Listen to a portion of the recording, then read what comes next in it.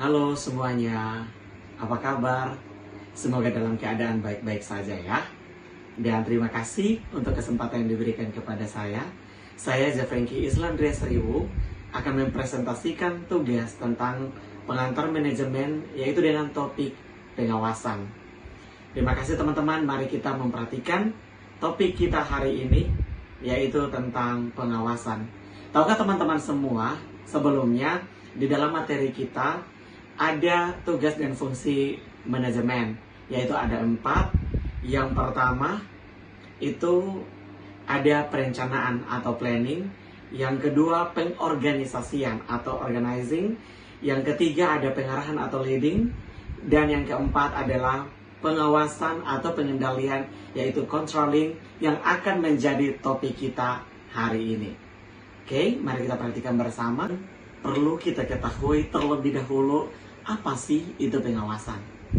Ya, ada beberapa penjelasan yang sudah saya simpulkan ini, yaitu pengawasan manajemen merupakan suatu upaya yang sistematis untuk menetapkan standar prestasi dengan sasaran perencanaan, merancang sistem umpan balik informasi, membandingkan prestasi sesungguhnya dengan standar yang ditetapkan terlebih dahulu, menentukan apakah ada penyimpangan dan mengukur signifikasi penyimpangan tersebut. Lalu mengambil tindakan perbaikan yang diperlukan untuk menjamin bahwa semua sumber daya perusahaan tengah digunakan sedapat mungkin dengan cara yang paling efisien guna tercapai sasaran perusahaan. Lalu apa sih tujuan dari pengawasan itu sendiri? Kenapa harus dilakukan pengawasan? Tujuan pengawasan itu sendiri adalah untuk menemukan kelemahan dan kesalahan untuk dibetulkan dan mencegah pengulangan terjadinya kesalahan. Namun teman-teman, sebelum melaksanakan sebuah pengawasan, ada syarat yang harus dipenuhi sehingga pengawasan itu dapat berjalan dengan baik. Yaitu yang pertama, kita harus menentukan standar-standar yang akan digunakan dalam dasar pengawasan. Yang kedua, mengukur pelaksanaan atau hasil yang telah dicapai. Yang ketiga, membandingkan pelaksanaan atau hasil dengan standar dan menentukan penyimpangan bila ada. Yang keempat, melakukan tindakan perbaikan jika terdapat penyimpangan supaya pelaksanaan tujuan sesuai dengan rencana. 4 hal inilah yang perlu diperhatikan oleh para manajerial di dalam melaksanakan sebuah tindakan pengawasan. Nah, fungsi pengawasan memiliki peran dalam mengatasi berbagai persoalan yang biasanya dihadapi oleh para manajer, yaitu yang meliputi mengatasi ketidakpastian. Ketidakpastian bisa saja terjadi di dalam proses pengawasan tersebut. Hal itu dapat disebabkan oleh beberapa faktor itu. Yang pertama, permintaan konsumen. Yang kedua, ketersediaannya bahan baku. Terus yang ketiga, faktor teknologi yang kurang memadai dapat mengatasi ketidakpastian tersebut. Yang kedua adalah menemukan penyimpangan. Pengawasan dapat juga membantu manajer menemukan hal-hal yang tidak diinginkan, seperti kerusakan produk, biaya yang tinggi, tingkat turnover staff yang tinggi, dan ditemukannya suatu penyimpangan yang telah disebutkan tadi dapat sekali membantu manajerial di dalam melakukan proses pengawasan tersebut. Terus selanjutnya, identifikasi peluang. Pengawasan juga dapat membantu para manajer untuk melihat peluang yang akan terjadi di masa yang akan datang. Peluang tersebut dapat terbaca di dalam proses pengawasan yang sedang dilakukan. Bisa saja peluang itu dapat meningkatkan kemajuan perusahaan, atau bahkan peluang itu yang ada dapat menurunkan tingkat kemajuan dari perusahaan itu sendiri. Terus yang berikut, desentralisasi kekuasaan.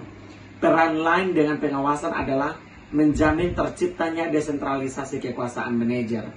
Dengan pengawasan manajer dapat membantu mengambil keputusan pada tingkat organisasi paling bawah dengan mempertahankan atau mendorong kemajuannya.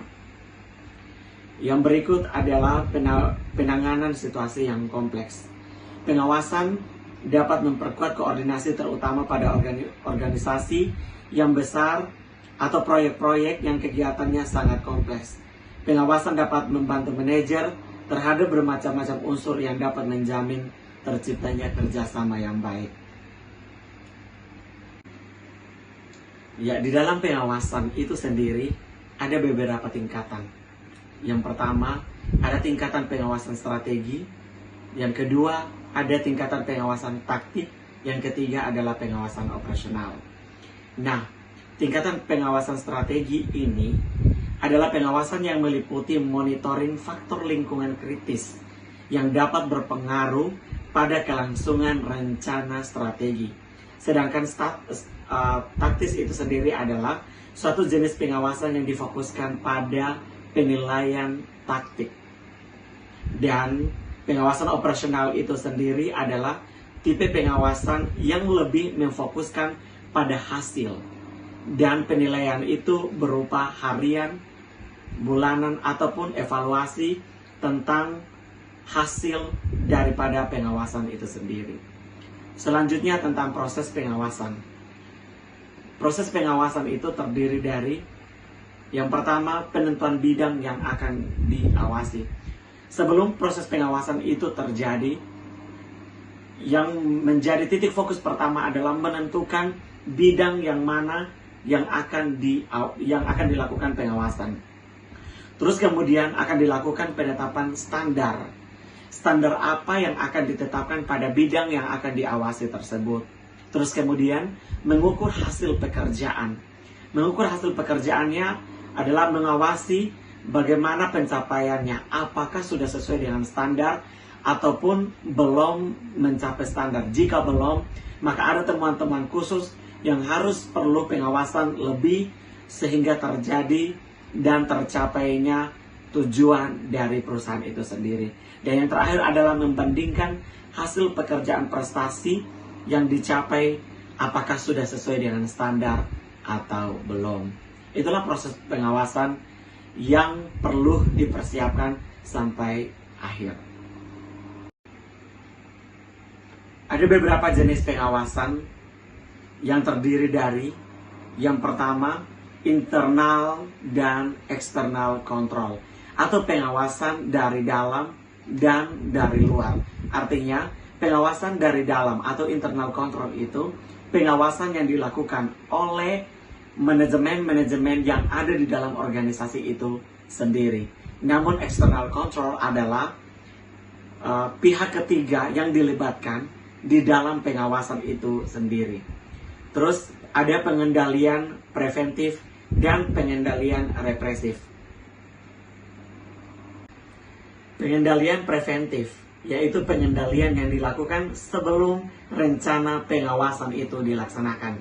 Namun pengendalian represif adalah pengawasan atau pengendalian yang dilakukan setelah adanya pelaksanaan pekerjaan pengawasan tersebut. Terus, kegiatan pengawasan oleh manajer berhubungan dengan 5 objek atau 5 oknum yang akan diawasi. Yang pertama adalah orang-orang atau sumber daya yang ada di dalam organisasi tersebut. Fokus pengawasannya itu ada di situ. Terus yang kedua, apa saja yang akan diawasi? Keuangannya.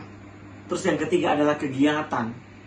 Berikutnya informasi, dan yang terakhir adalah hasil kerja, output yang dihasilkan itu seperti apa, sudah sesuai standar atau belum.